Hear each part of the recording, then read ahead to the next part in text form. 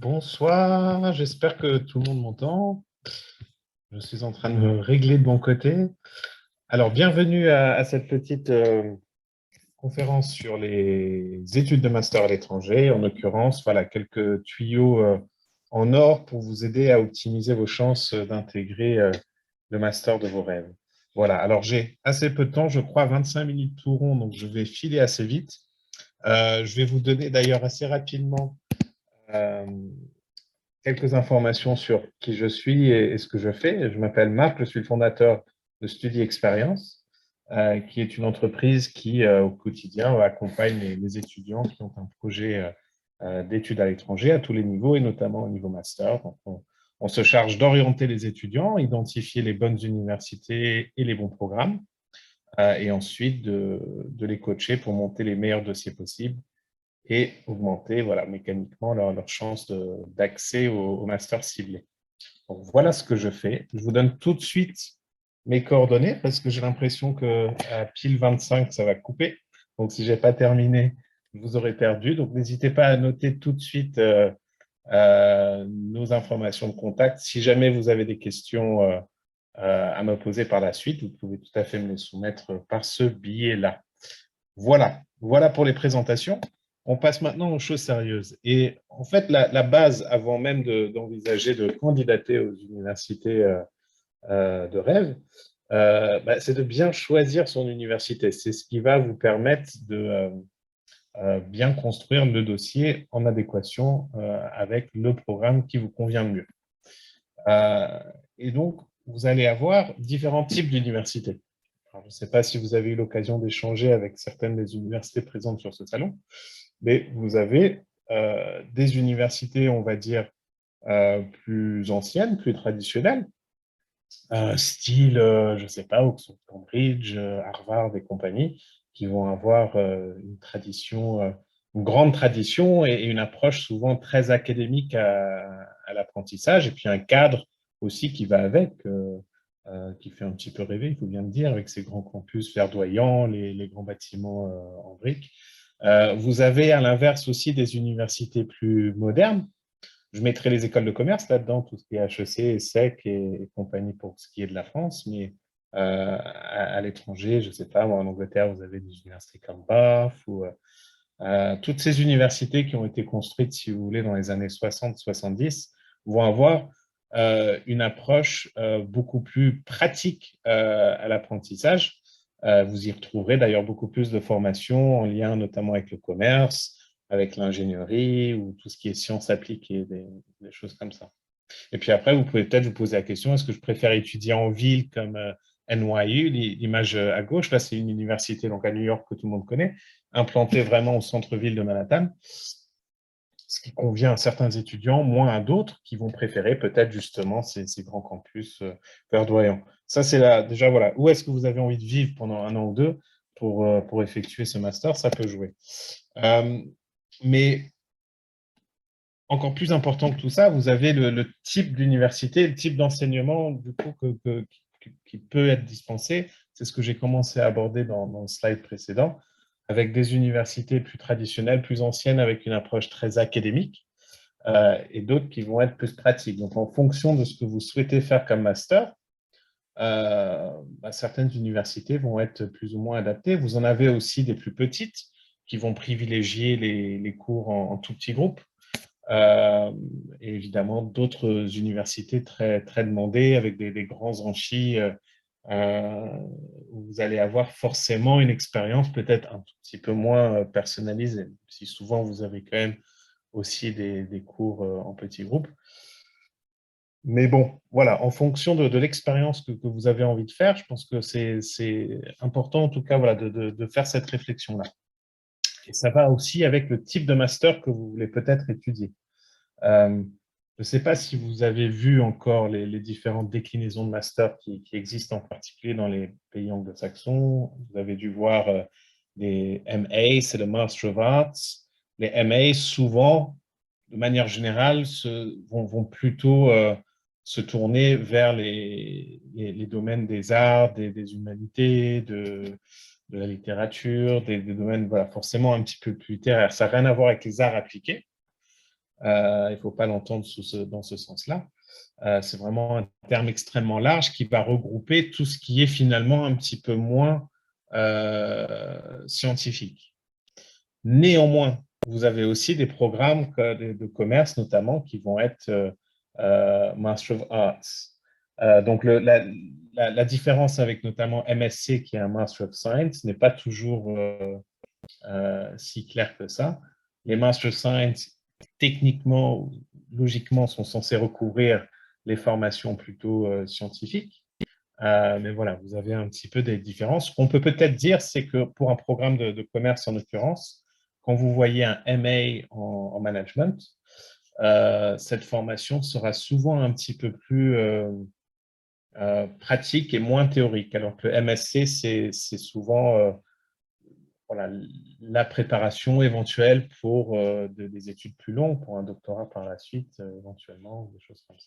Ce n'est pas systématiquement le cas, puisque chaque université s'organise à sa sauce, mais s'il fallait dessiner une différence entre les deux, c'est ça. Mais bon, sur le principe, c'est le même diplôme. Master of Arts, Master of Science, ça délivre le Master 2 qu'on connaît en France.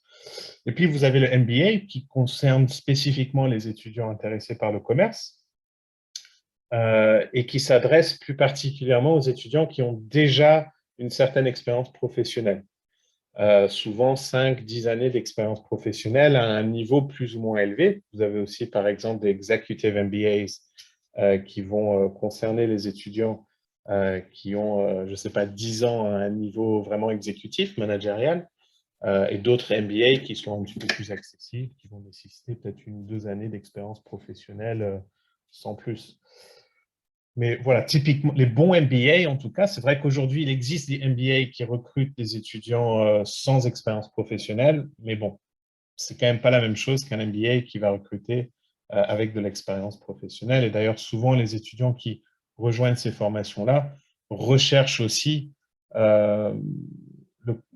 l'aspect de l'expérience professionnelle est important parce que ça va leur permettre de rencontrer d'autres étudiants qui ont voilà, une expérience derrière eux et qui vont pouvoir les aider à étoffer leur réseau et leurs connaissances et apporter une autre vision au master qu'on ne peut pas avoir quand on sort tout juste de l'école et qu'on n'a pas encore fait ses gammes en entreprise.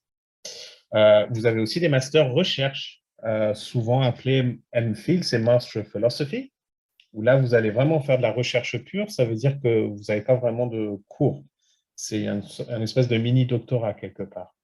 Donc, vous êtes dans le cadre d'une université, vous bénéficiez de toutes les installations et vous pouvez évidemment échanger avec les professeurs et les autres chercheurs. Vous êtes dirigé dans votre recherche, mais vous n'avez pas de cours. Alors que le Master of Research, vous avez des cours en plus de la recherche que vous allez mener. Ces deux formations, souvent, sont faites pour préparer un doctorat par la suite. Et donc, pour vous illustrer un petit peu, je vous parle surtout des masters à l'étranger et dans les pays anglo-saxons en particulier. Vous pouvez voir là avec ce graphique que bon, et ça ressemble quand même pas mal au système français. Je mettrais peut-être juste en avant le Royaume-Uni et l'Irlande parce que vous pouvez y faire un master en 1 an. Ça, on ne le sait pas toujours, mais c'est vrai que c'est possible d'aller du coup au Royaume-Uni après un bac+3 en France, de faire un master en 1 an et d'avoir le niveau bac+5. Ça peut être bon à savoir, c'est une économie d'une année d'études, vous rentrez plus rapidement sur le marché de l'emploi. Éventuellement, un petit bon plan. Vous avez différents. Alors, quand je vous parlais de différents types de masters à l'instant, vous avez aussi des masters qui vont vous permettre de changer de voie. Donc, si vous avez fait, par exemple, une licence en philosophie, mais que par la suite, vous avez envie plutôt de vous rediriger vers le monde de l'entreprise, il existe des masters qui vous permettent de vous reconvertir, on va dire. Des masters de reconversion. Donc, ça, vous pouvez le faire. Mais vous avez aussi évidemment des masters qui vous permettent de vous spécialiser. Si après une école de commerce généraliste, vous vouliez vraiment vous spécialiser dans la finance, par exemple, vous avez des masters qui vous le permettent. Avec aussi la possibilité de cibler très loin, en fait, quelque part, et même dans une industrie spécifique. Si vous vouliez faire du marketing en lien avec la mode, par exemple, voilà, c'est tout à fait possible. Euh, Quand vous choisissez une université, alors je sais que les étudiants attachent beaucoup d'importance au classement, à tort ou à raison, je ne sais pas. Moi, j'ai un avis là-dessus qui pas forcément, c'est pas forcément le moment d'en débattre. Mais c'est vrai que ça a quand même une importance. Quand on regarde les universités dans le monde entier, ça vous permet quand même d'avoir quelque chose pour bien comparer le niveau des universités euh, et évaluer un petit peu la compétitivité de certains programmes et peut-être aussi la valeur, enfin, le rapport qualité-prix quelque part, ou voire même euh, la valeur que peut représenter une université en termes d'investissement pour votre avenir. On ne va pas nier le fait que si vous arrivez à rentrer dans une université du top 5 ou 10 mondial, ça va forcément quand même vous apporter beaucoup de facilité par la suite dans votre recherche de, d'emploi. Alors, néanmoins, je vous conseille quand même de ne pas trop vous focaliser totalement sur les classements, et vous avez peut-être aussi d'autres choses auxquelles vous pouvez être attentif pour évaluer la qualité d'un établissement et des cursus. Vous avez beaucoup d'accréditations, en particulier avec les écoles de commerce. Ça, vous devez voir un petit peu partout les accréditations type EQUIS ou AACSB, AMBA. Ce sont des gages de qualité, puisque pour obtenir ces accréditations-là, les écoles doivent quand même cocher pas mal de cases, assurer un certain nombre d'heures de formation aux étudiants, des classes d'une certaine taille, avoir un certain contenu, avoir un certain taux de réussite, avoir aussi un taux d'employabilité des étudiants après les études qui est élevé. Donc, des écoles qui vont avoir ces accréditations-là, quand même, ça le mérite d'être souligné. Et puis, vous avez aussi des distinctions qui existent, dont on parle presque pas du tout, là, pour le coup, qui vont distinguer la qualité de l'enseignement de certains établissements. Alors, c'est le cas, par exemple, vous voyez en haut de l'écran, TEF, Gold, Silver, Bronze, Provisional. Ça, c'est britannique spécifiquement. Et ça va venir distinguer la qualité de l'enseignement dans les universités. Donc, une université vous avez beaucoup d'universités qui ne sont pas particulièrement bien classées d'ailleurs, mais qui vont être distinguées pour leur enseignement. Et vous pouvez, sur le principe, peut-être y faire une meilleure expérience et apprendre plus de choses que dans une université très bien classée, mais qui est plus axée sur la recherche et peut-être moins sur l'enseignement, et qui va peut-être du coup vous proposer une expérience moins adaptée. Ça dépend vraiment de ce que vous recherchez à ce niveau-là. Bon, pour parler des choses sérieuses, on va parler maintenant de comment monter un dossier. Je suis désolé, hein, j'ai conscience que je parle vite peut-être et ça doit vous faire l'impression d'être face à un jet d'eau très puissant et ça fait beaucoup d'informations à récolter d'un coup. Vous pourrez peut-être visionner l'enregistrement ou me contacter pour avoir une discussion un petit peu plus tranquille. Mais bon, le timing, c'est très important, évidemment. Quand vous présentez des universités, il faut s'y prendre assez tôt, idéalement au moins un an à l'avance, si ce n'est un an et demi, voire 2 ans. Il faut commencer à se renseigner très tôt et vous allez voir, il faut s'organiser par rapport à certaines choses, par rapport à certains tests à passer, par exemple. Et c'est pour ça que voilà, il faut généralement s'y prendre assez tôt. Donc, je vous conseille, si vous êtes par exemple en dernière année de licence ou d'école, c'est le moment de commencer maintenant. On est dans le bon timing si vous vouliez commencer à préparer l'admission en master pour l'année prochaine.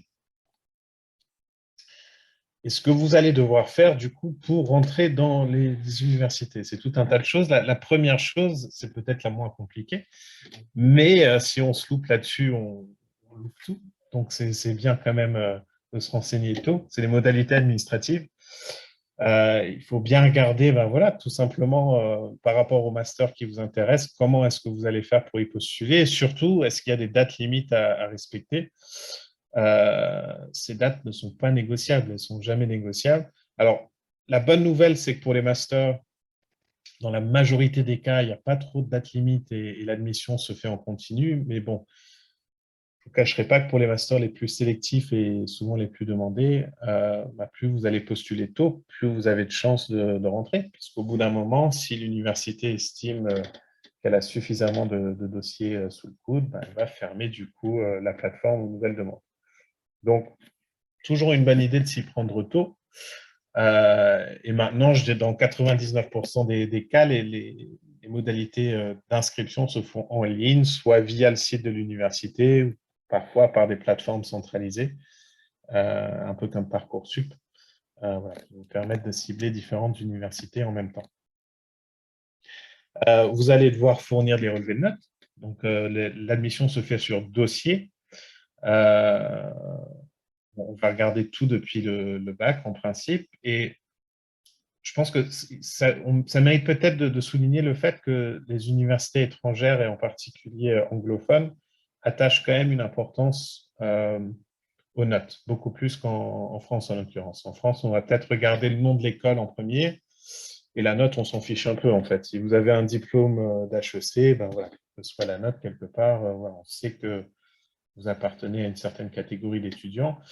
Bah, les universités américaines, par exemple, ne vont pas du tout avoir la même philosophie. Ce qu'ils vont vouloir, c'est des relevés de notes plutôt très solides.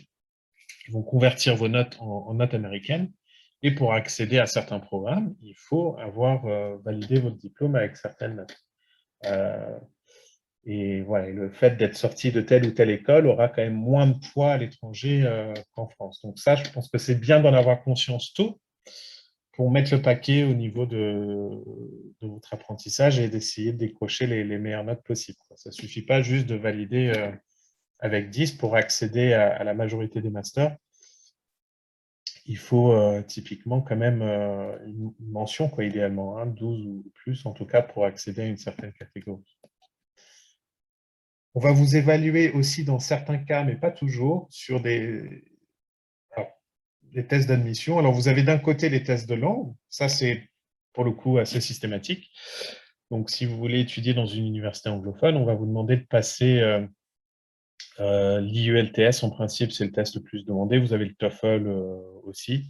Les deux tests sont équivalents. Il y en a un, l'IELTS est britannique, le TOEFL est américain. Bon, c'est une difficulté qui est équivalente entre les deux. Le TOEFL se passe entièrement en ligne. Vous êtes quand même dans un centre d'examen, mais tout se fait sur un ordinateur, là où l'IELTS est un examen en format plus classique avec des examinateurs. Vous avez un oral face à un professeur, un écrit au stylo. Voilà, l'évaluation, du coup, se fait de manière un petit peu différente, mais le résultat est le même. Et pour accéder aux universités, vous devez leur montrer que vous avez un certain niveau d'anglais, qui correspond typiquement à un niveau B2, parfois C1, pour certains programmes qui vont être plus exigeants sur le plan linguistique. Et puis, à côté de ça, vous pouvez avoir ça, pour le coup, ce n'est pas systématique, ce sont des tests de compétences. Le plus connu étant peut-être le GMAT, s'il y en a parmi vous qui visent des programmes de commerce au niveau master. C'est un peu des concours, en fait. Ce sont des concours, un petit peu à l'image de ce qu'on peut trouver en France, sauf que c'est en anglais. On va vous évaluer sur l'écrit, sur vos compétences de logique, beaucoup, de réflexion en lien avec le commerce pour ce qui est du GMAT. C'est assez matheux et axé management. Là où le GRE sera spécifique à la matière que vous souhaitez étudier. Donc, vous avez différentes versions du GRE. Donc, à vérifier, voilà, si l'université que vous ciblez demande l'un de ces tests, et si c'est le cas, ben, quelle version du test dans le cas du GRE. Vous pouvez tout passer en France. Il y a généralement des sessions assez régulières, même en ces temps bizarres de Covid. Attention néanmoins aux dates, quoi, hein, et aux dates de candidature. Pour certaines universités, on va vous demander d'avoir postulé avant une certaine date et avec les résultats déjà acquis. Dans d'autres cas, on vous permet de postuler et de soumettre vos tests plus tard. Donc, en fonction de tout ça, attention. Voilà, comment vous y prendre. Là où vous allez faire la différence, après, c'est beaucoup sur la lettre de motivation. C'est vraiment un élément déterminant hein, du dossier. Que, voilà, donc, si on considère qu'au niveau du test d'entrée et des relevés de notes, vous cochez les cases, après, voilà, ce qui va distinguer les étudiants entre eux, c'est plutôt leur parcours personnel, leur personnalité, leur projet professionnel. Le format des lettres peut changer d'une université à l'autre et d'un système à l'autre. Et voilà, il faut y aborder pas mal de choses. C'est quelque chose qui se construit de manière assez minutieuse. Il ne faut pas le faire à la va-vite en 5 minutes. Si je pouvais vous donner quelques tuyaux aujourd'hui pour réussir cette lettre de motivation, quelques consignes de base. Déjà, commencez par vérifier ce que l'université visée attend de vous. Ça, c'est tout bête, mais les étudiants le font rarement. Ça consiste tout simplement à aller sur la page du programme sur Internet et ils vont vous mettre typiquement quels sont les critères d'admission et quel profil d'étudiants ils recherchent. Et en fonction de ce qu'ils vont indiquer dans cette rubrique du site, vous allez pouvoir un petit peu construire votre lettre de sorte à ce que ça réponde un petit peu à la question qui est posée et pour vous mettre en avant en expliquant que vous réunissez effectivement les critères recherchés. Il faut savoir qu'au niveau master, les lettres sont étudiées généralement par les professeurs du programme. Donc, contrairement peut-être à d'autres cursus, notamment au niveau post-bac, où c'est des équipes administratives qui vont évaluer ces lettres. Et elles ne vont pas du tout avoir le même regard, en fait, si vous voulez, par rapport à ça. C'est sûr qu'un professeur, vous pouvez moins user de bullshit, on va dire tout simplement. Vous devez quand même justifier tout ce que vous dites, vous devez bien argumenter. Si vous si vous citez des textes ou des auteurs, voilà, les professeurs, ils savent de quoi vous parlez. Ils vont vous attendre au tournant derrière. Donc, voilà, il faut faire une lettre qui reflète vraiment le niveau que vous souhaitez étudier. Et c'est certain qu'au niveau master, on attend de vous plus qu'un étudiant qui fait une première lettre de motivation en sortant du bac. Il faut toujours un langage soutenu, il faut une lettre structurée, évidemment. Toujours démontrer ce que vous dites. Si on peut vous poser la question pourquoi ou comment et encore à la fin d'une phrase, c'est que probablement elle n'est pas tout à fait terminée. Donc, il vaut mieux en tout cas en dire moins et bien argumenter tout ce que vous dites plutôt que d'essayer de lister toutes les expériences que vous avez faites depuis la maternelle. Tout ne va pas nous intéresser et tout ne sera pas pertinent. Donc, il faut aller choisir les pépites et les mettre en avant le plus possible. Et enfin, je crois que j'ai réussi à tenir le 25. J'espère que vous n'avez pas été éjecté de la conférence. Vous avez une lettre de recommandation, plusieurs lettres de recommandation à fournir. Idem, ça c'est quelque chose qui se soigne aussi. Une petite attestation d'un professeur ne suffira pas. Il faut idéalement vous adresser à des professeurs ou éventuellement à des employeurs aussi que vous avez eus mais qui vous connaissent bien, qui ont travaillé avec vous, qui savent parler de vous, de votre potentiel, qui ont envie de vous soutenir dans ce projet, qui vont aussi parler de votre implication dans votre programme, de vos résultats certes, mais aussi de votre potentiel, et qui vont expliquer aux professeurs du coup du master ciblé en quoi vous avez le profil requis pour étudier cette formation. Donc, pour les lettres de recommandation, c'est bien de vous adresser assez tôt aux professeurs qui pourraient vous la faire pour les prévenir, pour préparer le terrain. Si vous leur demandez à la dernière minute, c'est vrai qu'ils vont certainement vous la faire, mais ça ne sera pas quelque chose forcément d'extraordinaire.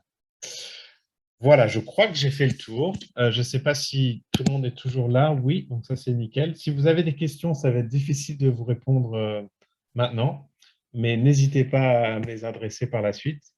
Et je serai ravi de vous répondre. Donc, à info@studieexperience.fr ou via notre site internet aussi, vous pouvez aller jeter un coup d'œil www.studieexperience.fr. Voilà, merci beaucoup et je vous souhaite du coup une très belle soirée, un bon salon avec Access Master.